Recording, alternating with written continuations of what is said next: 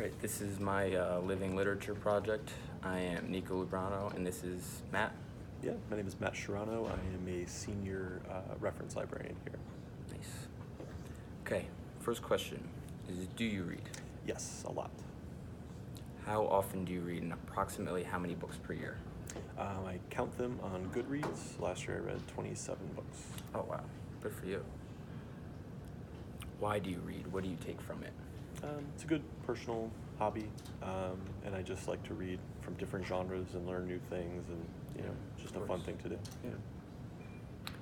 Do you see yourself as a good reader? Probably safe to say that, yeah, probably a good reader. Yeah. Do you have a favorite book, and what is it? Demon Box by Ken Kesey. It's a phenomenal book. He's the guy who did One Flew Over a Cuckoo's Nest, but this book is way better. Oh, wow. Do you have any favorite childhood books? I liked the Rats of Nim series growing up, but also just like Dr. Seuss. Those are pretty good. Yeah. Do you remember the first book you've ever read? I don't. I'm assuming it's probably a Dr. Seuss though. Yeah, me too, probably. Yeah. What is your favorite genre? I like science fiction, like the 50s era science fiction is pretty good. Cool. Yeah. What is your favorite author? Who is your favorite author? Ken Kesey would probably be it. Yeah. Who is your favorite character in one of the books you've ever read? I forget his name, but the main character from Confederacy of Dunces is great. Yeah. Do you prefer books or movies?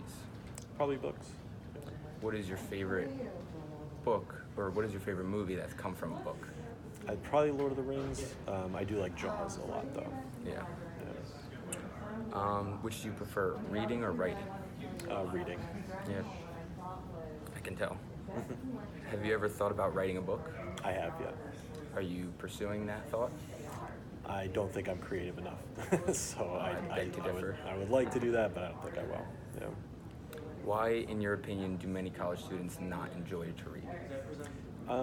I think some of it is like really enjoying reading does depend on kind of knowing what you really are interested in reading, and some, not just students, but if people don't read a lot, they don't know necessarily where their interests are. And I think another part is sometimes it's not sold that well in high school. Yeah. I always think about, when I was growing up and my English teachers were just saying, hey, Shakespeare's the best writer ever, you're gonna love it. And then, I kind of liked it, kind of didn't. Yeah.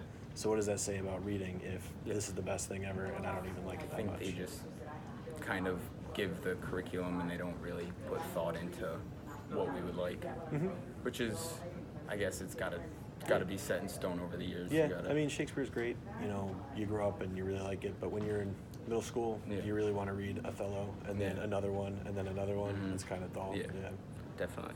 Yeah. Have you always liked to read? Yeah, it's pretty much, yeah. Has your view on reading changed as a kid until now?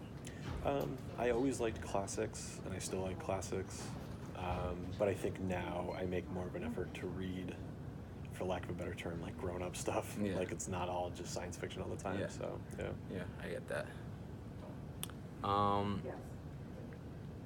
If you were to get lunch with a fictional character, who would it be? It would be Hari Seldon from the Foundation series by Isaac Asimov. Yeah. Yeah. What is the most recent book you've read? It was the MVP Machine. I know it's Travis Sawchik, and I can't remember the other guy's name, but it's a baseball book that I reviewed for the Library Journal website. Nice. And you review books? Yeah, they send me, maybe like 10 a year, and they're always like 4 or 5 months before they get released. And oh, wow. Cool. You read them, and then you give them like a 500-page word review. Oh, wow. Yeah. Nice. Yeah. How would you convince people to read more on a daily basis? I think it's a time commitment, just like exercise or anything else that you want to do, but you feel like you don't have time. You just have to say, all right, I'm going to give myself 20 minutes before bed to read, and and really commit to doing it.